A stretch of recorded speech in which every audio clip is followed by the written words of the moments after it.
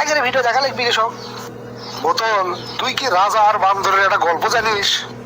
রাজা আর বান্দরের গল্প মানে কোন গল্পের কথা বের করছেন আপনি? তাহলে গল্পটা শোন।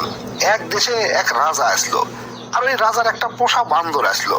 আর রাজা যখনই সিংহাসনত এসে বসিচ্ছিল, ওই বান্দরটাও সাথে সাথে আসিচ্ছিল, আর সেই রাজার হাতের উপরে বসিচ্ছিল। আর রাজা কি করেছিল, একটা ফান্টি দিয়ে ইসে একটা ব্যারি মারিচ্ছিল, আর বান্দরটা ক্যাচ ম্যাচ করতে করতে পায়ের নিচে যেয়ে বসিচ্ছিল। এই ঘটনাটা প্রত্যেক দিন ঘটিচ্ছিল। তা রাজার দরবারে এক বিদেশি আগন্তুক বেড়াবের আসে। বেড়াবের এসে প্রথম দিন এই ঘটনা দেখে মনে করে এটা কোনো বিষয় না, হয়তো বান্দর কোনো বেয়াদবি করছে।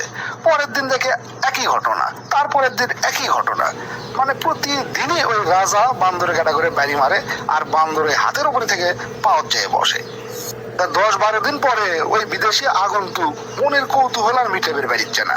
শেষে যায় রাজা জিজ্ঞেস করছে, রাজা মশাই, আপনার দরবারে সবই ভালো, কিন্তু আপনি এত নিষ্ঠুর কে?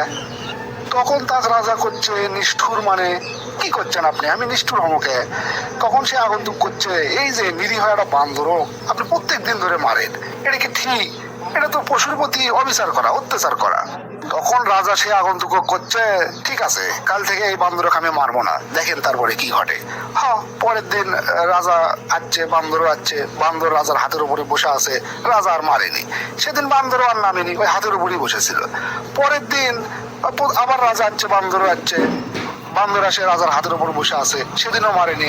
আস্তে আস্তে বান্দর পিস পিস করতে করতে রাজার কান্দের উপর উঠে গেছে। তারপরের দিন আবার ওই একই কাহিনী, রাজার সাথে সাথে বান্দর আসছে, প্রথমে বান্দর হাতের উপর উঠছে, তারপরে ঘাড়ের উপর উঠছে, কিছু কয়নি দেখে একেবারে মাথার উপর চলে যাচ্ছে।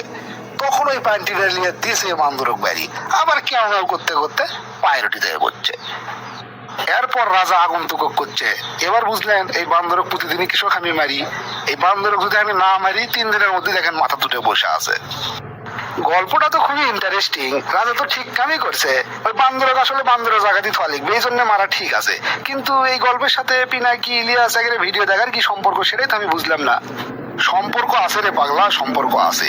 আমাদের বাংলাদেশের রাজনৈতিক দলগুলো ওই বান্দরের ভূমিকায় অভিনয় করে, আর রাজার ভূমিকায় অভিনয় করেছে বর্তমানে পিনাকি, ইলিয়াস সহ যারা সমালোচনা করে তারা।